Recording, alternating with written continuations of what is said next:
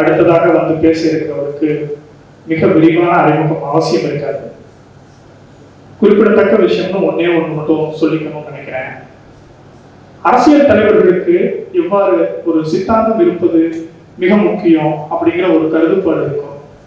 அதே மாதிரி எழுத்தாளர்களுக்கும் ஒரு சித்தாந்தம் இருக்கும். சமூகத்தை பாதிக்கிற இன்ஃப்ளூயன்ஸ் பண்ற மிக முக்கியமான ஆளுமைகள் அப்படிங்கிற பட்சத்துல எதை எதிர்த்து எழுதணும் அப்படிங்கிற பற்றின புரிதல் வந்து எழுத்தாளர்களுக்கு அவசியம் நினைக்கிறேன். அப்படியான ஒரு பெரும் சித்தாந்த பின்புலத்தில் இயங்குகிற எழுத்தாளர்களை ஒருங்கிணைக்கிற ஒரு அமைப்பா தமிழ்நாடு முற்போக்கு எழுத்தாளர் சங்கம் இருக்கு. அதன் ஒரு லெகசியின் ஒரு பகுதியாக இன்றைக்கு தமிழ்நாடு முற்போக்கு எழுத்தாளர் சங்கத்தினுடைய தலைவர் அன்பிற்குரிய ஐயா மதுக்கூர் ராமலிங்கம் அவர்கள் வந்திருக்கிறார். எங்க பிரியத்துக்குரிய MP சுபி அவர்கள், பேராசிரியர் சாத்தாமிழ்ச்சவன் அவர்கள் மாதிரியான ஆளுமைகள் முன்னின்று நடத்தின அந்த அமைப்பை இன்னைக்கு அதன் சிறப்பு கொஞ்சமும் தொய்வுபடாதபடி மிக தேர்ந்து நடத்திட்டு இருக்காரு. சென்னையில தமிழ் முற்போக்கு எழுத்தாளர் சங்கத்துக்கான ஒரு கிளை உன்னை தொடரணும்னு நினைச்சப்ப கூட இன்றைய தலைவர் அப்படிங்கிற முறையில அவருடைய பங்களிப்பு ரொம்ப தேவைப்பட்டது. அதற்கு ஒரு பகுதியாக தான் இன்றைய நாளுக்கு அவரை மிக முக்கியமான ஒரு அழைப்பாளராக கூப்பிடணும்னு நினைச்சோம். பெருப்பிரியத்திற்குரிய ஐயா மதுக்கூர் ராமலிங்கம் அவர்கள தமிழர்கள் உயர்வுக்கு வா அப்படிங்கிற தலைப்பு.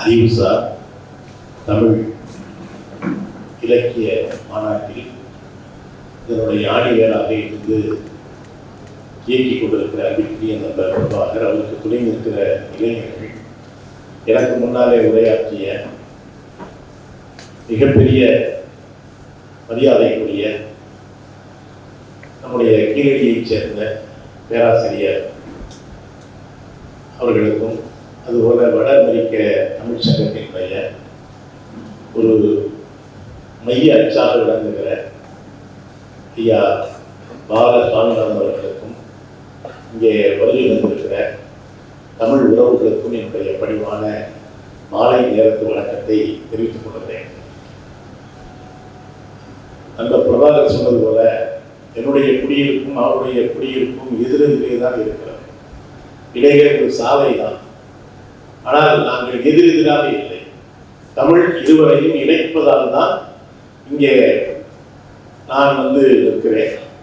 இங்கே இரண்டு நான் சந்திக்க விரும்பிய ஐயா முருகேசன் அவர்களை நான் அறிவேன். கீழடிக்கு அடிக்கடி நாங்கள் சென்றிருக்கிறோம். அப்போதெல்லாம் கீழடி என்கிற பெயரே கூட உலகம் உச்சரிக்காத அந்த பொழுதிலே கூட மரியாதைக்குரிய சு வெங்கடேசன் அவர்களோடு இணைந்து பல முறை அந்த கீழடிக்கு நாங்கள் சென்றிருக்கிறோம். அப்போதிருந்தே அந்த இடத்திலே ஐயா அவர்களுடைய அருந்தொண்டு என்பது மகிழ்ச்சிக்குரியது. அதுபோல ஒரு கீழடி தமிழனும் அமெரிக்காவுக்கு போனாலும் அங்கேயும் தமிழின் காலடியை பதிக்கிற ஒரு தமிழனுக்கும் இடையில் நின்று கொண்டு ஒரு சில வார்த்தைகளை பேசுவதற்கு கிடைத்த வாய்ப்புக்காக இந்த தமிழ் கூடலுக்கும் அறிவுசார் தமிழ் இலக்கிய மாநாட்டிற்கும் என்னுடைய நன்றியறிதலை தெரிவித்துக் கொள்கிறேன். பொதுவாக நம்முடைய மதுரையிலும் சரி, நான் பிறந்த தஞ்சை மாவட்டத்திலும் சரி, நெல் விதைகளை கட்டி வைப்பதை கோட்டை கட்டுதல் என்று சொல்வார்கள். அதாவது வைகளை பரப்பி அதில் விதை நெல்லை வைத்து அதன் மீது பசுஞ்சாணத்தை பூசி வைத்து விட்டோம் என்றால் அந்த விதைகள் எத்தனை ஆண்டுகள் ஆகும் கெடாமல் இருக்கும்.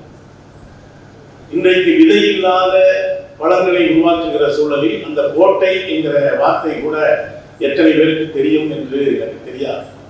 அந்த கோட்டையில இருக்கிற அந்த நெல்லை அடுத்த பருவ விவசாயத்துக்கு எடுத்த பிறகும் கூட சில நெல்மணிகள் அதிலே ஒட்டி இருக்கு. அதை போலத்தான் தமிழ் தடம் நடத்துகிற இந்த மாநாட்டில் விதை நெல்களை போல சில வீரியம் உள்ள தமிழர்கள் இந்த அரங்கிலே அமர்ந்திருப்பது உண்மையிலேயே மகிழ்ச்சி அளிக்கிறது.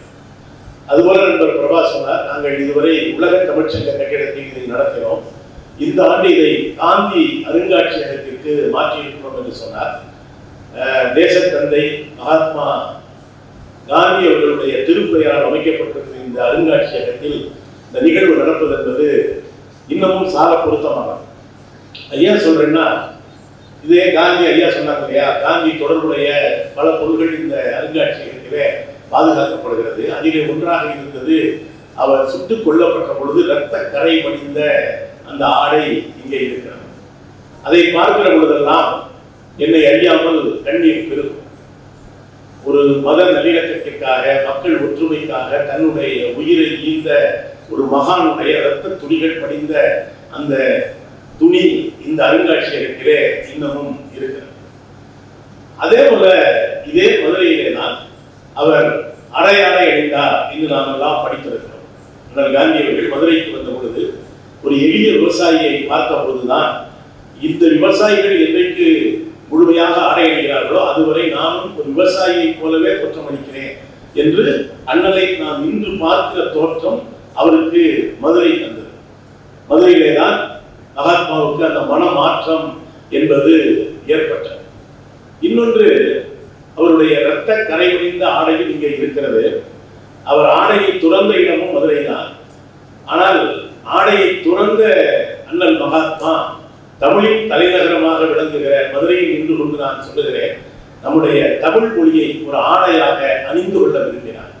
ஏனென்றால் திருக்குறளை அவர் அறிந்திருந்தார். ஐயா சொன்னார்கள் அல்லவா, இன்னா செய்தாரை ஒருத்தல் அவர் நாண நன்னயம் செய்து விடுகிறார். உலகத்திலே இருக்கிற எல்லா மொழிகளும் மன்னிக்கத்தான் சொல்லிக் கொடுத்தார். நமக்கு ஒரு பிழை செய்தால், பாவம் செய்தால் அவரை மன்னித்து விடு என்றுதான் உலக மொழிகள் எல்லாம் போதித்தார். ஆனால் அகிம்சையின் உச்சம் இந்த இன்னா செய்தாரை பொறுத்தல் அவர் நாண நன்னயம் செய்து விடல். நமக்கு ஒருவர் தீங்கு செய்வாரே ஆனால் அவரே நாணப்படுகிற அளவுக்கு அவர் ஒரு நல்லதை செய்துவிடு என்று சொன்ன மொழி தமிழ். இதையெல்லாம் இதனுடைய காந்தி தன்னுடைய குருவாக ஏற்றுக்கொண்டவர் ரஷ்ய இலக்கிய மேதையான டால்ஸ்டாய். அவருடைய கதைகளை படித்தால் அவரிடம் போய் கேட்டார்கள், இந்த அகிம்சையை நீங்கள் எங்கிருந்து பெற்றீர்கள் என்று காந்தியடிகள் கேட்ட பொழுது அவர் சொன்னார், உங்கள் நாட்டிலிருந்து தான் ஒரு மொழிதான் எனக்கு இந்த அகிம்சையை சொல்லிக் கொடுத்தது என்று டால்ஸ்டாய் சொன்னார். எந்த மொழி என்று கேட்ட பொழுது தமிழ் மொழி என்று சொல்லிவிட்டு திருக்குறளை மேற்கோள் காட்டினார். அதிலிருந்து தான் நான் அகிம்சையை கற்றுக்கொண்டேன். அந்த குறள் இன்னா செய்தாரை ஒருத்தல் அவர் நான நன்னயம் செய்து விடல் என்கிற குறளை டால்ஸ்டாய் காந்திக்கு சொன்னார். அதை கேட்டுவிட்டு அண்ணல் காந்தி சொன்னார், எனக்கு ஒரு ஆசை இருக்கிறது, எனக்கு மறுபிறவி ஒன்று இருக்குமே, ஆனால் நான் தமிழனாக பிறந்து திருக்குறளை தமிழிலே படிக்க வேண்டும் என்று ஆசைப்பட்ட ஒரு தூய ஆத்மாவின் நினைவகத்திலே நின்று கொண்டு இந்த தமிழ் கூடல் நடப்பது என்பது உண்மையிலேயே மகிழ்ச்சிக்குரியது. இரண்டாவதாக நண்பர்களே, இங்கே நண்பர் சொன்னார், பிரபாகர் சொன்னார், ஒவ்வொரு நிகழ்வையும் நடத்தி முடிக்கிற பொழுது இது தேவைதானா என்கிற சோர்வு ஏற்படுகிறது என்று சொன்னார். நிச்சயமாக சோர்வுடைய தேவையில்லை. தமிழ் என்கிற பெரு நெருப்பு நம்மை பற்றி கொள்ளுமே, ஆனால் அது ஒருபோதும் நம்மை சோர்வடைய விடாது. நான் இந்த பேச்சுக்கு கொடுத்த தலைப்பு தமிழ் எங்கள் உயர்வுக்கு வான். இதே ஒரு கவிதையிலே தான் பாவேந்தர் இன்னொரு இடத்திலே சொல்லுகிறார், தமிழ் எங்கள் அசதிக்கு சுடர் தந்தத்தே. எவ்வளவு அருமையான வார்த்தை பாருங்க. தமிழ் எங்கள் உயர்வுக்கு வான், தமிழ் எங்கள் உயிருக்கு நேர் என்று அடுக்கிக் கொண்டே வருகிற பாவேந்தர் தமிழ் எங்கள் அசதிக்கு சுடர் தந்தத்தே என்று பேசுகிறார். நண்பர்களே, இங்கே கீழடி குறித்து ஐயா அவர்கள் மிக அருமையாக சுருக்கமாக எடுத்துரைத்தார்கள். நான் பிரபாகரை தெரியாது, இன்னும் சொல்ல போனால் நான் தயக்கத்தை சொல்கிறேன், அமைப்பு குறித்து கூட நான் அதிகமாக அறியாதான். ஆனால் அவர் சொன்ன ஒரு ஒற்றை பெயர் தான் என்னை இங்கே இழுத்து வந்தது.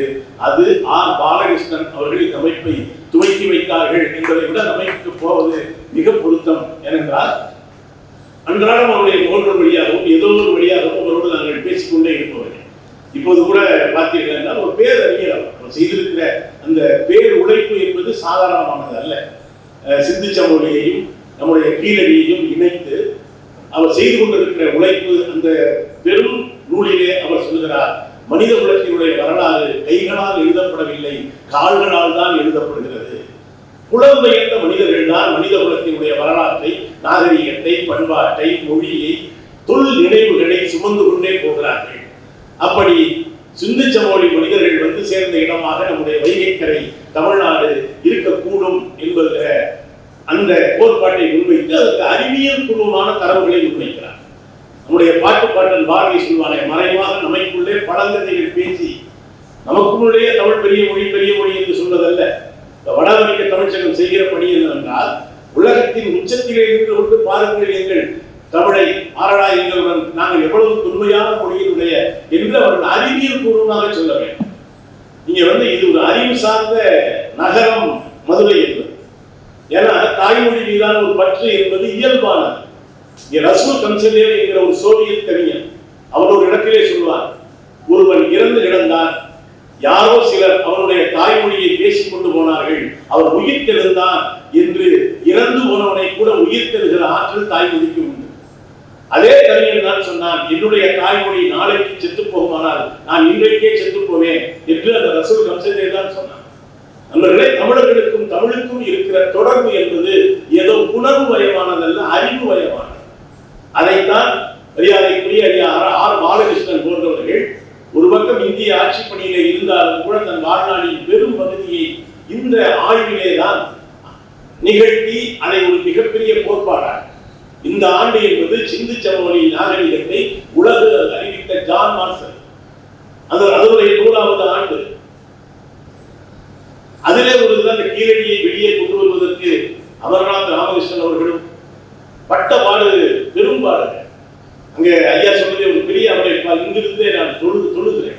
ஏன்னா அவர் போலப்ப சொன்னார், அவர் அந்த நம்முடைய வைகை துவங்குகிற இடம் இருக்கு இல்லையா, அதிலிருந்து முடிகிற இடமான அழகன் குளம் வரை கிட்டத்தட்ட 300க்கும் மேற்பட்ட இடங்களில் தொல்லியல் ஆய்வுகள் நடத்துவதற்காக அமர்நாத் ராமகிருஷ்ணன் ஐயா தலைமையிலான அந்த குழு முடிவு செய்திருக்கிறார். ஆனால் அவர்கள் ஒரு இடத்தை குறித்துவிட்டு அடுத்த ஆண்டு போனால் அங்கே வசந்தம் நகரோ தென்றல் நகரோ என்று பெயர் வைக்கப்பட்டு அந்த இடம் சிலருடைய குடியிருப்புகளாக மாறியது. அதன் பிறகு அங்கு அகழ்வாய்வு செய்வது சாத்தியமே இல்லை. அவர் சொன்னார், நல்ல வேளையாக கீழடியிலே தென்னந்தோப்புக்குள்ளே இந்த அகழ்வாய்வுடன் இருந்த காரணத்தினால் அவர் கண்ணீர் மொழிகள் சொன்னார், ஒரு 25-30 ஆண்டு காலம் வாழ்ந்த இந்த தென்னந்தோப்புகள் தான் 2000 ஆண்டு தமிழனுடைய வரலாற்றை பாதுகாத்து வைத்திருக்கிறது. ஒருவேளை இன்னும் சற்று சாலைக்கு ஒட்டி இருந்தால், இதுவும் கூட குடியிருப்பு மனைகளாக மாறி இருந்தால் இந்த வரலாறே வெளியே வராது போயிருக்கும் என்று அவர் சொன்னார். தமிழுக்கு இருக்கிற சிறப்பு என்னவென்று சொன்னால், ஒரு இயற்கையோடு இயைந்த மொழி. ஐயாவோட ஔவையாருடைய பாடலை சொன்னார் இல்லையா, நான் ஒரு ஐயா அவருடைய தாயார் அவருடைய அந்த இதுக்காக வந்ததா சொன்னாங்க. அவருக்கு என்னுடைய ஆறுதலையும் இரங்கலையும் சொல்லிக் கொடுக்கிறேன். அவருடைய தாயிலே இருந்தாலும் தமிழ் அவருடைய தாயாக இருந்து அவருடைய இன்னும் அந்த நினைவுகள் அதை அவர் சொன்ன பாடல் பாசமலர் படத்துல கவியரசு கண்ணதாசன் எழுதிய பாடல். இப்பொழுதும் எங்கிருந்தாவது ஐயா சொன்னாங்க இல்லையா, அவருடைய பையன் இந்த ஹெட்செட் பாடிக்கிட்டு கேட்பதை விட எங்களை போன்ற கிராமத்து மனிதர்களுக்கு எங்கிருந்து வருகிறது என்று தெரியாமல் எங்கிருந்தோ இந்த பாடல் வரும் இல்லையா, அதை கேட்பது ஒரு மிகப்பெரிய சுகமாக இருக்கு. அது ஏதோ ஒரு திருமண வீட்டிலோ அல்லது ஒரு துக்க வீட்டிலோ கூட அந்த பாடல் புறப்பட்டு வந்திருக்கக்கூடும். அப்படித்தான் அந்த பாடலை நான் முதலாக கவியரசர் கண்ணதாசனுடைய வரிகளில, நதியில் விளையாடி கொடியில் தலை சீவி நடந்த இளம் தென்றலே, வளர்பொதிகை மலை தோன்றி மதுரை நகர் கண்டு பொழிந்த தமிழ் மன்றமே. அது கூட பாருங்க, நதியில் விளையாடுற தலை கலைஞ்சிருக்குல்ல தென்றலுக்கு, எங்க போய் தலை செய்வோம்? நம்மளாம் கூட ஆத்துல குளிச்சுட்டு வந்தா இப்ப பாத்ரூம்ல குளிக்கிறவங்களுக்கு அது தெரியாது.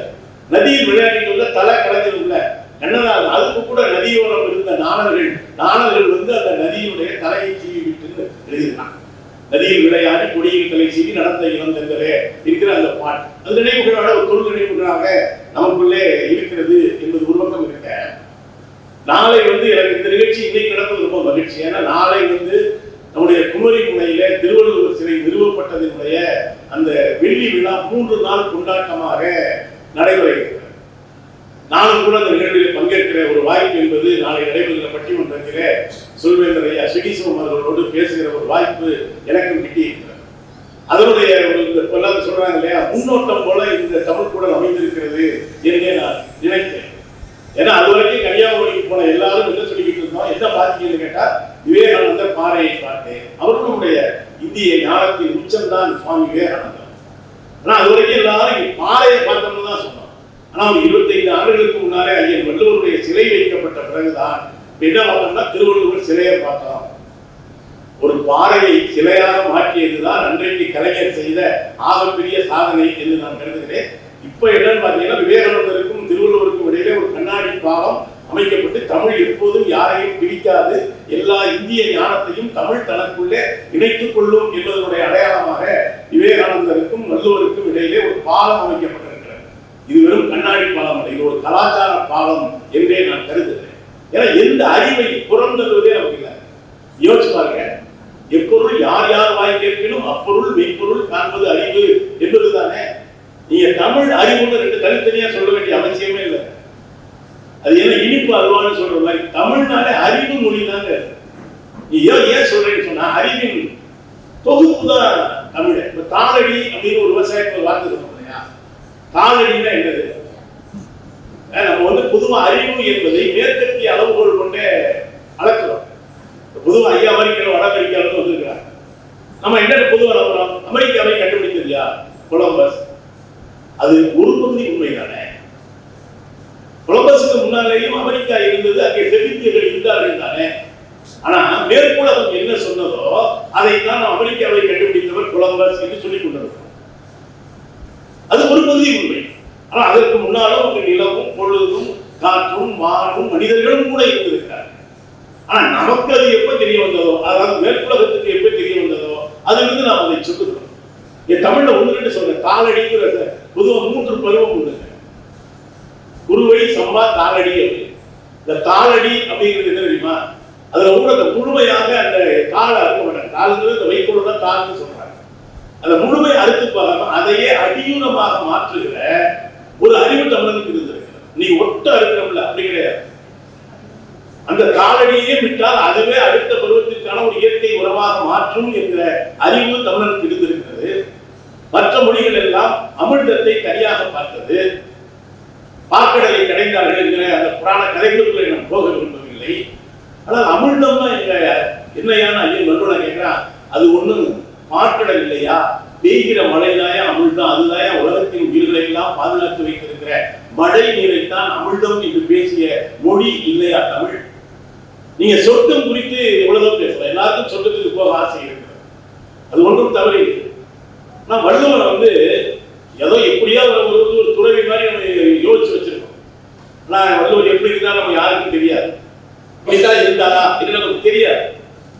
ஆனா அவருடைய அறத்துப்பால் பொருட்பால் இதெல்லாம் படிச்சுக்கிட்டே வந்தீங்கன்னா ஒரு இடத்துல அந்த காதலிக்கிட்ட காதலன் கேட்கலாம், இது ரொம்ப சொர்க்கம் சொர்க்கங்கிறாங்க, உன் தோல் மீது சாய்ந்திருக்கிற இந்த சுகத்தை விடவா சொர்க்கம் மிக உயர்வானதாக இருக்கும் என்று காதலனும் காதலியும் நாகரிகமாக பேசுகிற மொழியாக குரல் இருந்தது என்பது ஒரு பக்கம் இருக்க. நீங்க நிறைய புத்தகங்களாக நீங்க சமூகத்தில் கூட உள்ள போனீங்கன்னா 2 வகையான புத்தகங்கள் அதிகமா இருக்குங்க. ஒண்ணு உணவு சமைப்பது எப்படி என்கிற மாதிரியான புத்தகங்கள். இந்த புத்தகத்தை படிச்சுட்டுலாம் சமைக்கிறதுலாம் சாத்தியம் இல்லைங்க. ஏன்னா யூடியூப் பார்க்குற பலருக்கு வருகிற பிரச்சனை என்னன்னா எல்லாத்தையும் சொல்லிட்டு அளவோடு போடுங்கன்னு சொல்லுவாங்க. அந்த அளவு எழுதுறதுதான் பிரச்சனை. ஒவ்வொருவருக்கும் ஒரு அளவு இருக்கும், அது நிறைய கூட வச்சு போட்டே வருவாங்க. யூடியூப் பார்த்து சமைச்சு பல கூத்து நடக்கிறதுலாம் உண்டு. இன்னொன்று தன்னம்பிக்கையை ஊட்டுகிறோம். என்ன அர்த்தம்னா அவங்களுக்கு தன்னம்பிக்கை இல்லாம இருக்கணும்னு அர்த்தம். போய் பார்த்தீங்கன்னா அதாவது இப்படி சமீபத்தில் அரவிந்தர் சாமி பணம் சார் உளவியல் சைக்காலஜியா பணி அப்படின்னு சொன்ன பிறகு எல்லாரும் அந்த பாய் படிக்கிறாங்க. நல்லது, இந்த புத்தகத்தை படித்தாலும் நல்லது. கண்டவையும் படித்தவன் பண்டிதராவான்னு நம்ம தமிழ்ல சொல்லியிருக்கோம். ஆனால் நண்பர்களே, செய்க பொருளை அப்படின்னு சொன்ன பணம் சார் உளவியலை விடவா இன்னொரு புத்தகம் அந்த செல்வத்தின் அருமையை சொல்லிவிடப் போடுகிறது. அதுல கூட செய்க பொருளைன்னு சொல்லிட்டு வள்ளுவன் என்ன சொல்றான்னா, அந்த உன்னுடைய பகைவனுடைய செருக்கை அறுக்கக்கூடிய மிகப்பெரிய ஒரு ஆயுதம் வேறு எதுவும் இல்லை என்று பேசியது இல்லையா? இன்னொரு இடத்துல இந்த ஊக்கமுடைமை அப்படின்னு பேசுகிற பொழுது வள்ளுவன் என்ன சொல்றான்னா, ஒரு உடல் முழுவதும் அம்புகளால் தைக்கப்பட்டால் கூட அந்த யானை கீழே விழுகிற பொழுது ஒரு பெருமிதத்தோடு தான் விழும். நீங்க போர்க்களத்திலே சாய்கிற யானைகளை பார்த்திருப்பீங்க இல்லையா? அது கூனி குறுகி நொந்த கீழே விழும். விழுந்தால் கூட அதனாலதான் யானை இருந்தாலும் 1000 பொன் இறந்தாலும் 1000 பொன். கீழே விழுகிற காட்சி கூட கர்ணன் போர்க்களத்திலே விழுந்த காட்சி போல பீஷ்மன் விழுந்தது போலத்தான் இருக்கும். வள்ளுவன் தான் சொல்றாங்க, ஒரு யானை போர்க்களத்திலே விழுகிற பொழுது கூட இந்த செருக்கோடு விழுவதை போல உன்னுடைய ஊக்கம் இருக்க வேண்டும் என்று சொல்லிவிட்டு 4வது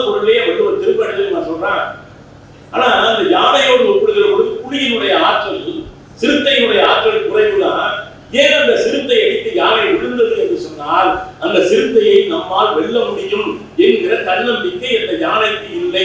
எனவே அந்த யானை போர்க்கிற சிறுகளத்திலே விழுந்தது என்று இதை விடவாங்க தன்னம்பிக்கை பேசும். இதெல்லாம் உங்களுக்கு புரியலன்னு உங்களெல்லாம் உங்களை பெருமக்களை சொல்லல, நம்ம பிள்ளைகளுக்கு சொல்லலன்னு புரியலன்னு வைங்க. அதை விட சொல்றாங்க, வெள்ளத்தனையும் வளர்ந்திட்ட மாந்தர்கள் உள்ளத்து அணையது உணர்வு உயர்வு. யார் ஒரு குளத்துல அங்க இருக்கிற நீர்மட்டத்தின் அளவுதான் ஒரு தாமரையின் அளவை போல நீ எந்த அளவுக்கு உயர்வு சிந்திக்கிறாயோ அதனுடைய அளவுதான் உன்னுடைய உயர்வு என்று பேசிய மொழி இல்லையா தமிழ்? இரண்டாவது இதே மதுரை மாநகரம் ஒரு அறிவினுடைய தமிழினுடைய இவ்வளவு பழமையானதும் உயிரோடு இருக்கக்கூடிய நகரம் மதுரையை தவிர வேறு எதுவும் இல்லை என்று சொல்கிறார்கள். முன்னைய பழமைக்கும் மதுரை காஞ்சியும் பரிவாரமும் இந்த மதுரையின் பேரழகை பேசுகிறது. இன்னமும் பார்த்தீங்கன்னா நாலங்காடியும் சிற்றங்காடியும் இன்னமும் சிம்மக்கல்ல ஏதோ ஒரு வகையில் உயிரோட இருக்கு. மதுரைக்கு வெளியூர் கரையை வந்தா என்ன சொல்றாங்கன்னா 24 மணி நேரம் இட்லி கிடைக்குங்கிறாங்க. அது ஒரு பெருமை நமக்கு. நான் மதுரையில காவிரி கரையில பிறந்திருந்தாலும் வைகைக்கு குடியேறி 40 ஆண்டுகள் ஆகுது. நமக்கு தூங்காத நகரம்னு ஒரு பேரு. நான் சேலத்துக்கு ஒரு முறை பொழுது கேட்டேன், அப்படி தூங்காம மதுரையில் என்னதையா பண்ணுவீங்க அப்படின்னு. நான் சொன்னேன், ஒரு காலத்துல எங்களுக்கு கீழடி போன்ற பெருமிதங்களுக்கு இப்ப ஒரு பஞ்சாலையும் இல்லை, எந்த தொழிற்சாலையும் இல்லை, விடிஞ்சா என்ன செய்வது தெரியாம முடிச்சுக்கிட்டு இருக்கோம். அதனாலதான் தூங்காத நகரமா இப்ப இருக்கு மதுரைன்னு சொன்னேன். அப்ப நாலங்காடியும் அல்லங்காடியும் இருந்த மதுரை எவ்வளவு அழகாக அந்த மதுரையை பல சங்க இலக்கியம் எல்லாம் பேசுது. இதே மதுரையில் தான் எல்லாரையும் கொண்டாடுற மரபு நம்முடைய மதுரையினுடைய தமிழ் மரபு. எனக்கு மதுரை இன்னொரு பெரிய சிறப்பு என்னன்னா, எல்லா ஊர்லயும் வந்து யாருக்கு நடக்கும் பட்டாபிஷேகம் கடவுளுக்கு இங்க ஆனா அன்னை மீனாட்சிக்கு தான் பட்டாபிஷேகம். இது ஒரு பெண் ஆளுகிற பூமி நம்முடைய மதுரை. அது மட்டும் இல்லை, இந்த மதுரையில தான் நீங்க அந்த திருவிழாவில் கதைக்குள்ள நான் போகல, நக்கீரன் வந்து சிவபெருமானை நெற்றிக்கண்ணை திறந்த பிறகும் குற்றம் குற்றமே என்று சொன்ன சோமசுந்தர கடவுளுக்கும் கோயில் இருக்கிறது. அவரை எதிர்த்து கேள்வி கேட்ட நக்கீரனுக்கும் இங்கே கோயில் இருக்கிறது. இதுதான் இந்த மரபு எங்கிருந்து நாம் பெற்றோம். தமிழ் தருகிற அறிவு என்பது தான் நம்ம சொல்லணும். நிலமும் பொழுதும் தான் நம்முடைய தமிழ் இலக்கியம் முழுவதும். நிலமும் பொழுதும் திணை இலக்கியம் சொல்றோம் இல்லையா, அதுதான். அதை விட நீங்க வந்து நான் எல்லாம் யார் வந்தாலும் கையெழுத்து போட்டு மதுரைக்கு வந்து நீங்க எங்க அன்னை மீனாட்சியை பாருங்க, திருமணாட்சியை மகாலை பாருங்க, அப்படியே கீழே போய் வந்துருங்க, அப்படியே கலைஞர் நூற்றாண்டு உலகத்தை போய் பார்த்துருங்க. உலக தரத்தில் சென்னைக்கு போனப்பெல்லாம் ஒரு பொறாமையா அண்ணா நூற்றாண்டு உலகத்தை பார்க்கிற பொழுது மதுரைக்கு அடுத்து கோவைக்கு வரும்போது திருச்சிக்கு வரும்போது நல்லது. அதோடு சேர்த்து நான் சொல்றது, நம்முடைய மாணிக்க வாசக பெருமான் பிறந்த திருவாரூருக்கும் ஒரு ரூபாய் தயவு செய்து பார்த்து வாங்கன்னு தமிழர்களுக்கெல்லாம் நான் சொல்வது உண்டு. ஏன்னா அவர் வந்து அந்த நரி பலியாக்கின கதையெல்லாம் நமக்கு தெரியும். நீங்க புதுக்கோட்டை மாவட்டத்தில் ஆவுடையார் கோவில் அப்படின்னு ஊர் இருக்குங்க. அங்க மூலவர் இருப்பாங்க, உற்சவர்னு இருப்பார். மூலவர் அங்க சிவபெருமான் தான். அங்க உற்சவர் என்ன தெரியுமா, எந்த கடவுளுடைய திருமணியும் கிடையாது. திருவாசகத்தினுடைய ஓலைச்சுவடிகளை வைத்துத்தான் ஆவுடையார் கோயிலில் அங்கே தமிழ் ஊர்வலம் இருக்கிறார். எங்க கொண்டு போய் நிறுத்திருக்கு பாருங்க. ஐயா கண்ணதாசன் பாட சொன்னாங்க, நான் அடிக்கடி சொல்றது உண்டு. இந்த ஔவை பெருமாட்டி வந்து முருகப்பெருமான் வந்து கோயிலுக்கு பழனி கோச்சிக்கு போனோடனே ஔவை தானே போய் அனைத்து பேசி கொண்டு வருவார். அப்ப அற்புதமான ஒரு பாட்டை கவியரசு எழுதியிருப்பார். பழமியப்பா யான பழமியப்பா அப்படின்னு சொல்லிக்கிட்டே வரும் பொழுதே அவரு இந்த அம்மா கண்ணின் சொல்லிக்கிட்டே இருக்கும். முருகன் வந்து கொஞ்சம் கோபமாக இருப்பார். ஆறுவது சினம் கூறுவது தமிழ் அறியாத சிறுவனாளி. கேட்கிறது யாரு? ஒரு பெண். யார்கிட்ட கேட்கிறாப்புல? முருகன் பெருமானை பார்த்து, எப்படிப்பா நீ ஆத்துக்குடி படிச்சியா இல்லையா? அரசை விடுமுகத்துக்கு அடுத்து 6 சினம் தானே சொல்லியிருக்கேன். அறியாத சிறுவனாளின்னு கடவுளே பார்த்து சொல்ற மாதிரி ஒரு சொல்லிட்டு அடுத்த கண்ணதாசன் சொல்றாரு, உன் தத்துவம் தவறென்று சொல்லவும் ஔவையின் தமிழுக்கு உரிமை உண்டு. நீ வந்து பெற்றோர்கிட்ட கோச்சிக்கு நிற்கிறே இல்லையா, உன்னுடைய தத்துவம் தப்பு அப்படின்னு சொல்றது ஔவையே கிடையாது. நான் சாதாரண மானுடப்பேன், ஆனா என்னுடைய தமிழ் இருக்கு இல்லையா, அது நீ தப்பு பண்றேன்னு சொல்ற உரிமை என்னுடைய தமிழுக்கு உண்டு. நண்பர்களே, கண்ணதாசனை பொறுத்தவரை கடவுளா தமிழா என்று வருகிற பொழுது கடவுளுக்கே ஒருபடி மேலே வைத்து இந்த மொழியை பேசிய ஒரு மரமாக, பக்தி மரமாக இருந்தாலும் சரி, நான் அதிக நேரத்தை எடுத்துக்க விரும்பல. எத்தனையோ கால வெள்ளத்தை கடந்து இந்த தமிழ் இருக்கிறது. என்னன்னாங்க, எத்தனையோ மதங்கள் நம்ம நாட்டுக்கு வந்து எத்தனையோ படையெடுப்புகள் நம்ம நாட்டில் இருக்கு.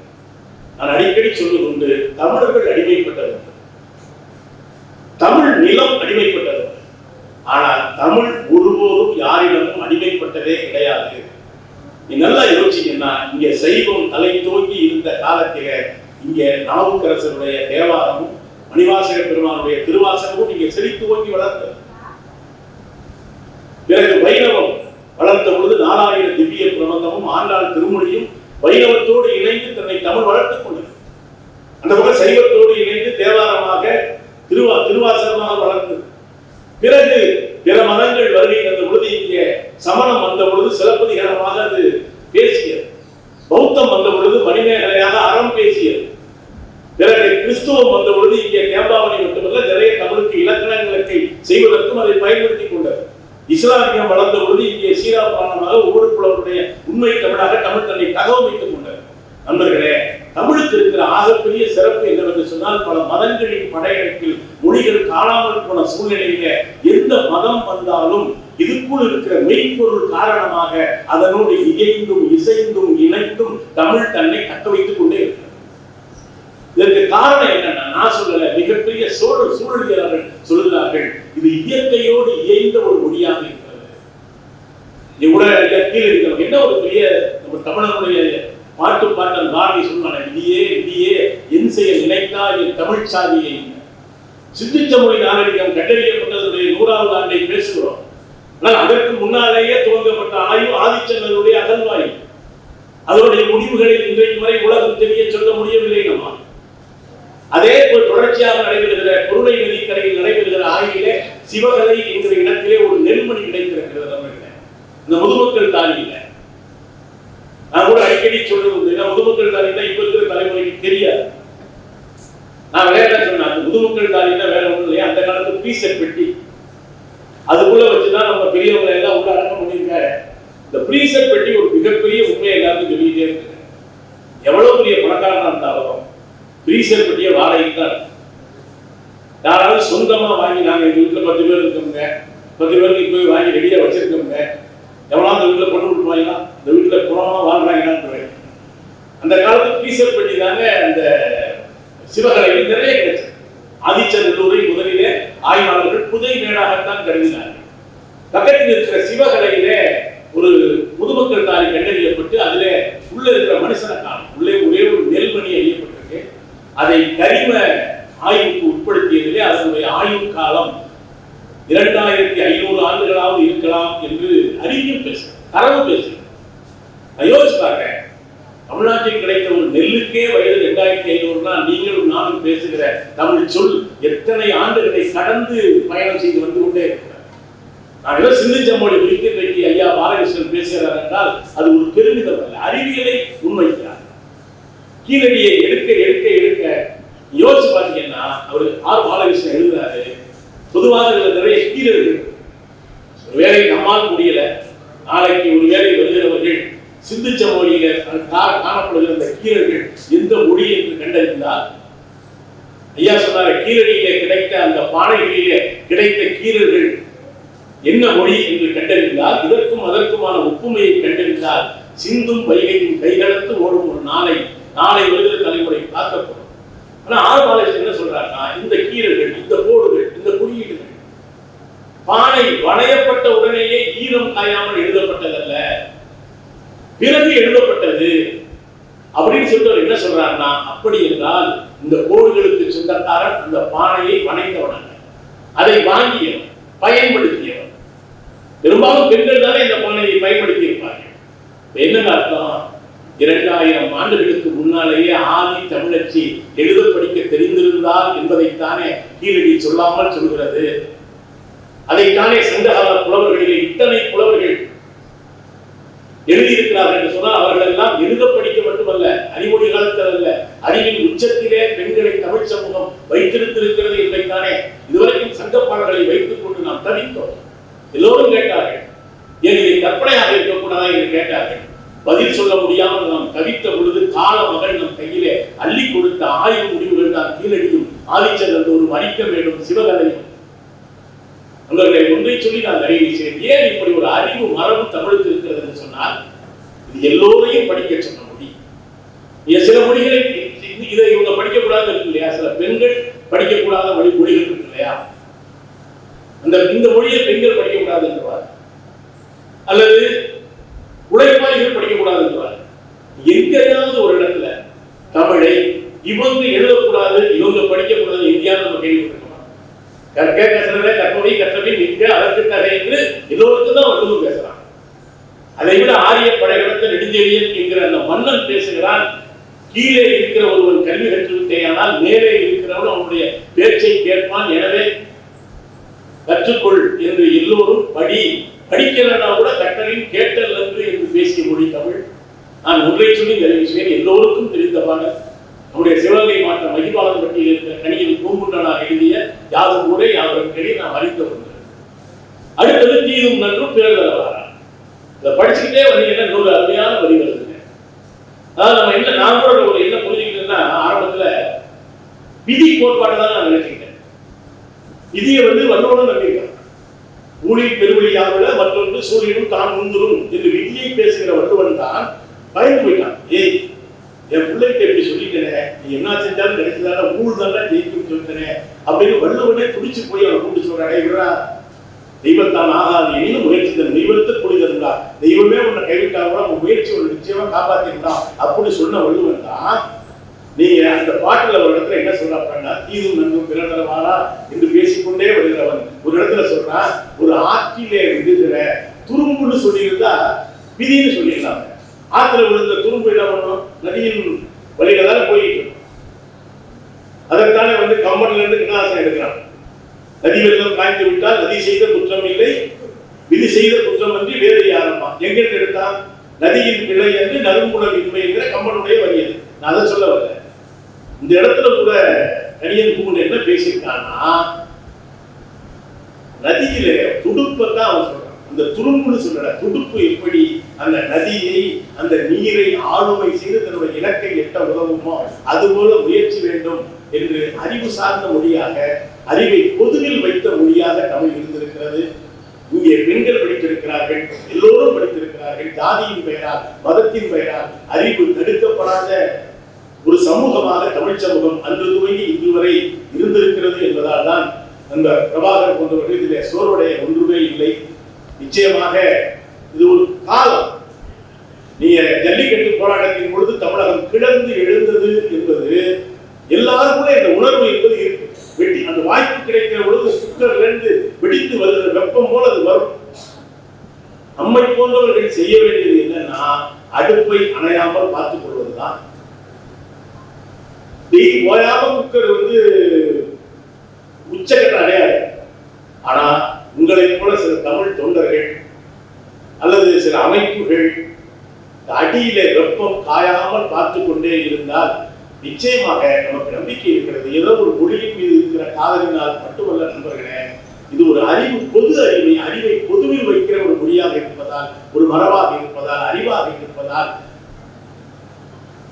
பிறப்போக்கும் எல்லா உயிர்க்கும் என்கிற அந்த குரலை, பிறப்பின் வழியில எல்லாரும் ஒண்ணுதான் அப்படின்னு சொல்ற அந்த பிறப்பின் வழியே ஒத்தவர்கள் எல்லோரும் அறிவை பெறுகிற அந்த தகுதி உடையவர்கள் என்று பேசுகிற காரணத்தினால்தான் அறிவை பொதுவில் வைத்த தமிழ் மரபை இன்னும் இன்னும் இன்னும் நம்முடைய தோள்களிலே உலகத்தின் திசையெல்லாம் சுமந்து செல்வோம். ஒரு புறத்திலே அந்த எனக்கு உண்மையிலே நம்பிக்கை இருக்க செயற்கை நுண்ணறிவு என்னவெல்லாம் செய்ய போகிறது என்று மிகப்பெரிய கேள்வி மனித குலத்தின் முன்னால் இருக்கிறது. ஆனால் நண்பர்களே, செயற்கை நுண்ணறிவு என்ன செய்யும் என்று எனக்கு தெரியாது. ஆனால் எம் மொழி, நம் மொழி தமிழ் ஒரு இயற்கை நுண்ணறிவு என்பதை தயவு செய்து மறந்துவிடார்கள். செயற்கை நுண்ணறிவு மனிதன் கண்டுபிடித்தது. ஆனால் மனிதன் தான் தமிழை கண்டுபிடித்தார். ஆனால் ஒரு இயற்கை நுண்ணறிவாக இருக்கிற தமிழ் இன்னும் எத்தனை சுயற்கை நுண்ணறிவு வந்தாலும் அதனுடைய வாகனத்தில் ஏறி காலத்தை தாண்டி பயணம் செய்யும் என்கிற நம்பிக்கையோடு கைகூப்பி விடைபெறுகிறேன். நன்றி.